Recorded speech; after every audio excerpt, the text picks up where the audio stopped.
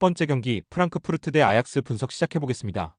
프랑크푸르트는 중앙 미드필더로 출전해 풀타임을 소화한 엘리 슈키리와 라르손의 골로 에레디비지의 선두팀인 아약스의 원정승을 따냈다.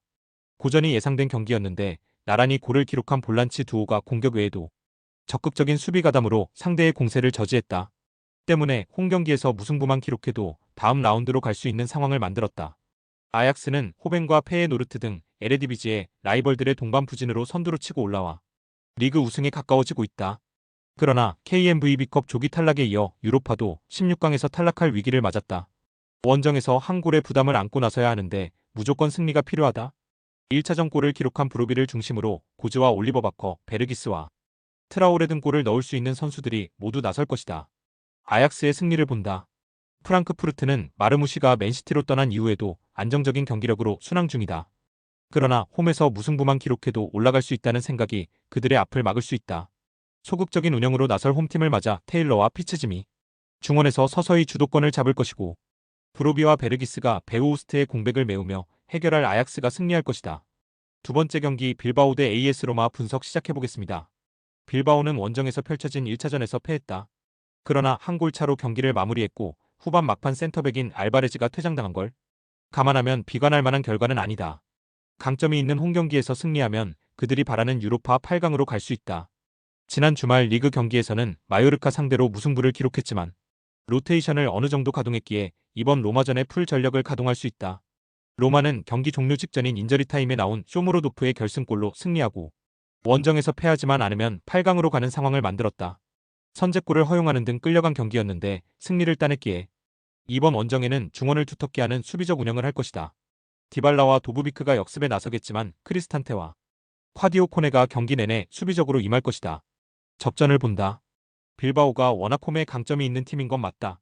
이나키와 니코 등 결정력 있는 윌리엄스 형제가 있고 이니고 루이즈와 고메즈 등이 중원에서 경기를 잘 풀어갈 수 있다.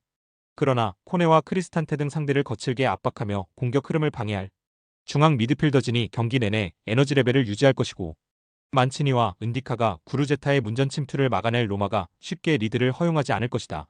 세 번째 경기 토트넘 대 알크마르 분석 시작해보겠습니다. 토트넘은 원정 1차전에서 패하고 홈으로 돌아왔다. 중앙 미드필더로 선발 출전한 루카스 베리발의 자책골이 컸다. 그래도 점유율에서 상대보다 우위를 가져간 것은 물론 경기 내용에서 밀린 것은 아니었다. 판더 벤과 로메로가 모두 돌아왔기에 이번 홈 경기에 나설 수 있기에 전력 보강이 있는 상황으로 알크마르를 상대한다. 게다가 이 경기를 위해 지난 주말 리그 경기에서 본머스 상대로 로테이션을 가동했다. 알크마르는 한 골의 우위가 있기에 원정에서 강팀 상대로 굳이 무리하게 운영을 할 이유가 없다. 최전방에 나올 트로이 페럭과 라도가 상대 수비 압박에 나설 것이고 클라시에가 중원의 라인을 확실하게 내릴 것이다. 원정 다득점 우위가 사라진 유럽 대항전이기에 굳이 골을 넣지 않아도 무실점으로 경기를 마치면 8강으로 갈 수 있다. 토트넘의 승리를 본다. 본머스전에 짧게 뛰며 페널티킥 유도와 성공으로 팀을 위기에서 구해낸 손흥민이 스프린트로 상대 수비를 넘어설 수 있고 솔랑케는 알크마르의 피지컬 좋은 최종 수비에 밀릴 선수가 아니다. 메디슨과 파페사르의 중원 공격 가담으로 공격 포지션에서 숫자를 늘리며 경기를 운영할 토트넘이 승리할 것이다. 네 번째 경기 메뉴 대 레알 소시에다드 분석 시작해보겠습니다. 메뉴는 원정에서 절반의 성공을 거두고 돌아왔다. 비록 후반 중반 동점골을 허용하긴 했지만 저크지의 선제골이 나오며 패하지 않았다. 측면 공격수 중 가르나초를 제외한 선수들이 모두 부상 중이지만 페르난데스와 카세미루 등 베테랑 중원 듀오의 활약이 인상적이었다. 백스리로 나선 최종 수비를 경기 내내 보호하며 위기를 피했고 공격 상황에서는 회론과 가르나초에게 기회를 제공했다. 소시에다드는 지난 주말 바르샤 원정이 바르샤 팀닥터의 사망으로 연기되며 충분히 쉬었다. 라리가와 유로파, 준결승 1차전이 끝난 코파델레이까지 여러 대회를 병행하며 피로도가 쌓인 상황이었기에 필요했던 휴식이었다. 그러나 홈에서 승리하지 못했고 메뉴 상대로 원정승이 필요하다. 접전을 본다. 홈의 이점을 살릴 메뉴가 경기의 주도권을 잡을 수 있는 경기다. 에릭센과 카세미루, 페르난데스 등 팀을 이끌 수 있는 베테랑 미드필더 자원들도 차고 넘친다. 그러나 90분 내로 승부를 내긴 어렵다. 수시치와 투리엔테스 등 왕성한 활동량과 강한 압박으로 홈팀의 공세를 저지할 중앙 미드필더들이 있고 아구에드와 주벨디아가 상대의 힘 좋은 공격수를 경기 내내 마크할 소시에다드가 경기를 연장으로 몰고 갈 것이다. 다섯 번째 경기 리옹 대 FCSB 분석 시작해보겠습니다. 리옹은 최근 분위기가 매우 좋다. 리그에서 최강 파리 생제르맹에 석패하긴 했지만 지난 라운드에서 3위 팀 니스를 완파하며 연승을 이어갔고 챔스권 순위에 접근했다. 부큐레슈티를 상대한 유로파 16강 1차전에서도 경기를 압도했는데 교체로 들어온 말릭 포파나가 경기 막판 두 골을 몰아치며 3대1 승리를 따냈다. 어매치 휴식기 전 르아브르전이 있긴 하지만 홈 일정이기에 굳이 로테이션을 돌리지 않고 전력을 다할 것이다. 부큐레슈티는 불리한 입장에서 이번 원정에 나서야 한다. 1차전 홈경기에서 후반 중반 알렉산드루 발루타의 동점골이 나왔고 역전골을 노렸는데 외려 두 골을 실점하며 패하고 말았다. 때문에 다음 스텝으로 넘어가기 위해서는 리옹 상대로 원정에서 3골차 승리를 따내야 한다.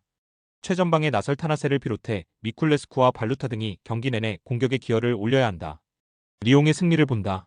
원정팀은 1차전 홈 일정에서도 아드리안 숫을 비롯해 중원에 나선 선수들이 마티치와 테스만 등 리옹 중원 상대로 전혀 인상적인 경기를 하지 못했다. 이 경기는 원정이기에 더 어려운 경기가 유력하다. 라카제트가 리그에서 확실하게 골 사냥을 시작하며 부활했고 포파나와 누아마가 뒤를 지원할 리옹이 승리하고 8강으로 갈 것이다. 여섯 번째 경기 레인저스 대 페네르바체 분석 시작해보겠습니다. 레인저스는 1차전 원정 경기에서 2골 차로 승리하고 기분 좋게 홈으로 돌아왔다. 유로파 16강에 직행했던 팀인데 예선 8위를 차지한 게 우연이 아님을 보여줬다. 이번 시즌 팀의 주포로 활약하는 데저스가 안정적인 마무리 외에도 이성과의 연계 플레이를 잘해주며 체르니와 디오만데 등에게 기회를 제공했고 타버니어의 측면 돌파도 위협적이다. 페네르바체는 승리가 예상됐던 홈경기에서 덜미를 잡혔다. 엔 네시리와 에딘 제코의 강력한 투톱이 출전해 풀타임을 소화했고 타디치와 스지만스키가 공격 작업을 이끌었는데 마무리가 아쉬웠다. 그래도 티르키의 2위 팀으로 유로파 8강 진출에 대한 희망을 아직 이어가고 있다. 소극적인 운영으로는 원하는 결과를 얻을 수 없기에 보다 공격적으로 나설 것이다. 페네르바체의 승리를 본다.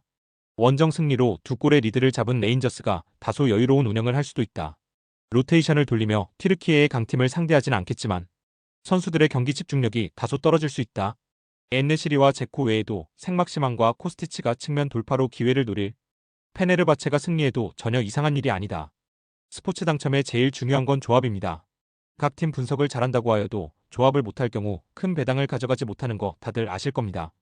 그리고 유튜브에 조합을 올려드릴 수 있지만 좀 더 자세한 정보들과 배당 흐름 및 각종 이슈 등 경기 전까지 어떻게 될지 모르니 조합을 빠르게 유튜브에 올려드릴 수 없는 점 양해 부탁드립니다. 조합 신청은 아래 고정 댓글 링크로 조합 신청 말 걸어주세요. 금전 요구 및 멤버십 가입 조건 일체 없습니다. 좋은 건 서로 나눠 갑시다.